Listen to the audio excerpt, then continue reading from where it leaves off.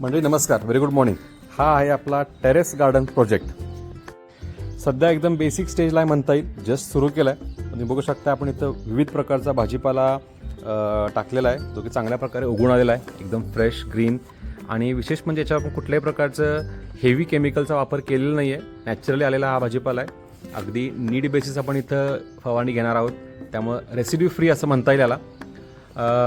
हे बघा, हे बीन्स आहेत, पालक आहे, मेथी आहे, बीट आणि मुळा. पुन्हा एकदा इथं हिरवी भाजीपाला आहे, कारलं आहे. ही थोडी मोठी फळझाडं आहेत, ह्याला वॉटर ॲपल म्हणतात.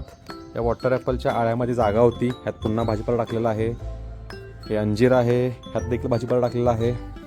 हे आहे ऑस्ट्रेलियन बेरी, शेवगा सगळ्यांना माहितीच आहे, कॉमन आहे. हे आहे वांग, काकडी, मिरची, दुधी भोपळा, पॅशन फ्रूट आणि कलिंगड.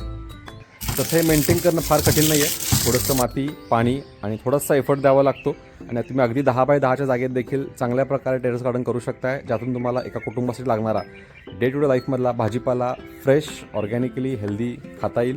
आणि तुम्हाला देखील असा प्रोजेक्ट करायचा असेल तर नक्की पेजला फॉलो करा आणि येणाऱ्या अपडेट्स बघत चला. Thank you, good day.